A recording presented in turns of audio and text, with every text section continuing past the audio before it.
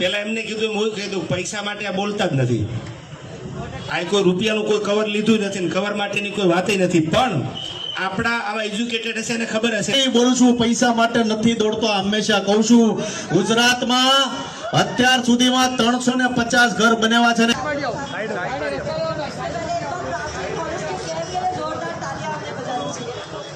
ચોરોથી સાવધાનો. પોતપોતાના પાકીટ જોઈ લો, પછી મારી પાસે આવતા નહીં. કારણ કે જે જગ્યા પર જાવ એક ટોળકી છે જે અમારી પાછળ આવે છે ને કોકના 5 મોબાઈલ કોકના 10 પાકીટ ચોરાઈ જાય છે. એટલે તમામ લોકોને કહું કે પહેલા પોતાના પાકીટનું મોબાઈલનું ધ્યાન રાખો. અમારા વિડીયો ભાઈ કોણ અમારા વિડીયો જોવે છે હાથ ઉપર કરે.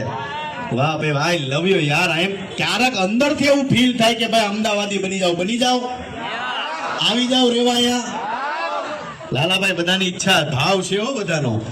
આવો દેવાજભાઈ, તમે આવો ઉપર. દેવાજભાઈ માટે જોરદાર તાળી દે ભાઈ. સાહિત્યકાર જબરજસ્ત, ગુજરાત અને દેશ વિદેશમાં નામ.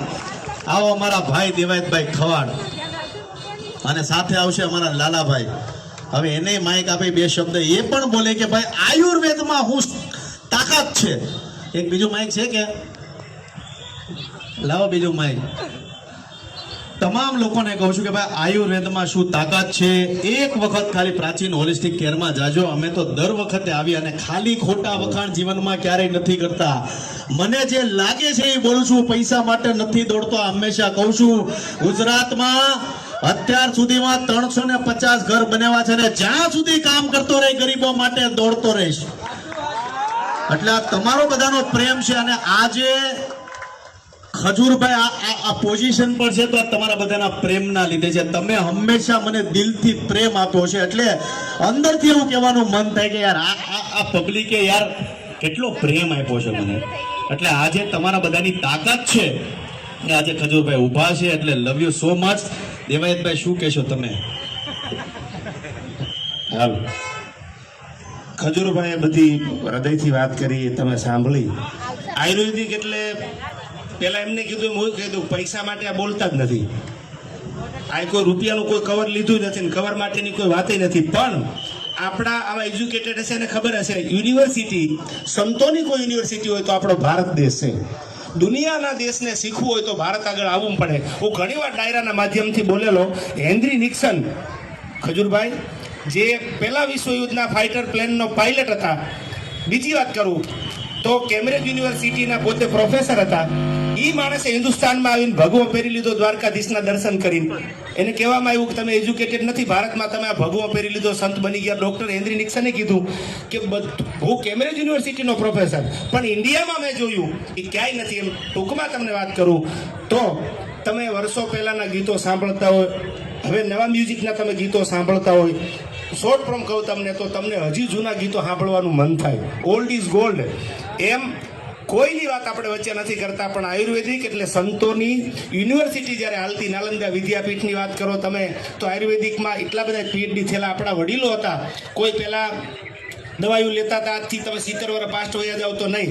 આયુર્વેદિક એટલે એવું છે કે જડ મૂળથી જે દર્દને મટાડે એ કામ જો કરતું હોય તો આયુર્વેદિક કરે છે. એવી આયુર્વેદિકની એક યુનિવર્સિટી જેવી હોસ્પિટલ જેની યુનિવર્સિટી કહેવાનું મન થાય. પ્રાચીન જ્યારે અમદાવાદમાં નહીં પણ સમગ્ર ગુજરાતમાં હું તો એમ કહું ખજૂરભાઈ ધૂમ મચાવશે. કારણ કે એમની મહેનત, એમની જે ઈમાનદારી, અને બધાને કહું છું કે આપણે જૂનામાં હવે પાછું વળવું છે. એવી દવા લેશું આપણે કે જે આપણને આવનારા દિવસોમાં ભવિષ્યમાં એની કોઈ આડઅસર ન થાય, સાઈડ ઇફેક્ટ ન થાય, જડમૂળથી દર્દ મટી જાય. આયુર્વેદિકની એક જબરજસ્ત આયા પ્રાચીન બીજી બ્રાન્ચ જ્યારે ઓપનિંગ થઈ રહી છે ત્યારે તમને બધાને ખજૂરભાઈ કીધું મારા તરફથી પણ અને આખી જે ટીમ છે ડૉક્ટરોની બધાને ખૂબ ખૂબ અમારા તરફથી અભિનંદન.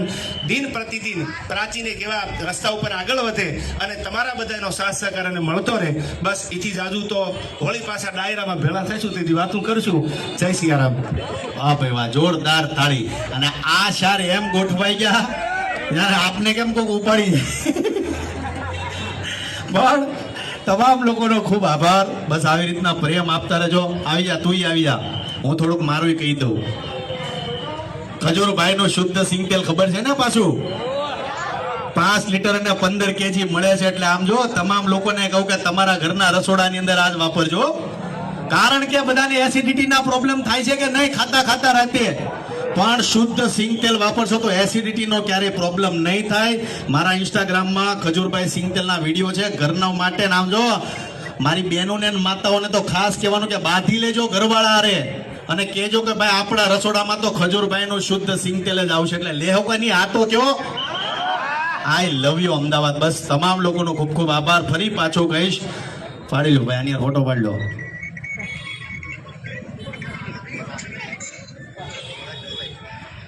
પણ પ્રાચીન હોલિસ્ટિક ને સપોર્ટ કરો.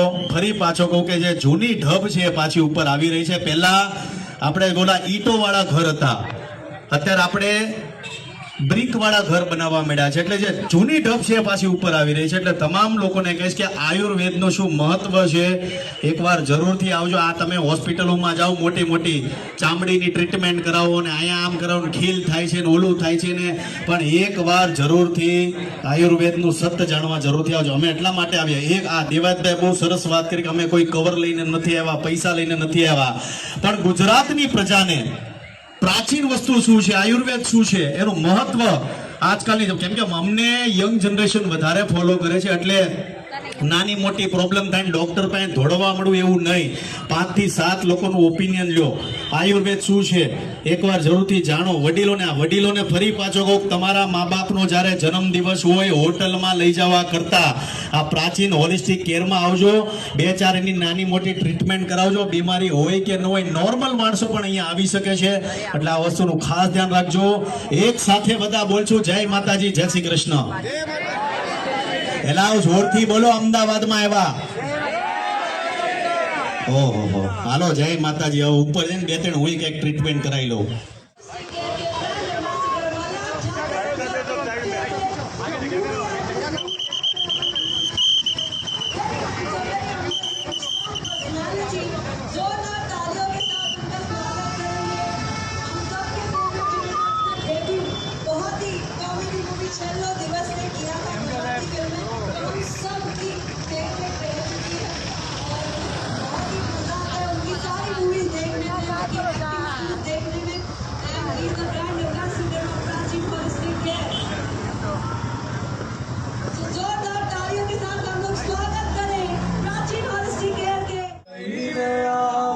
લાગણીનો મેળો રે સાથ તું લાવી ગઝલનો સાર તું મારી ગઝલનો તું અધૂરી વાર્તાનો છેડો રે મીઠડી આ સજા છે દર્દોની મજા છે તારો વિરહ પણ લાગે વારો રે વાલમ આવો ને વાલમ આવો ને માંડી છે લગની ગવાય ઓ થૈયા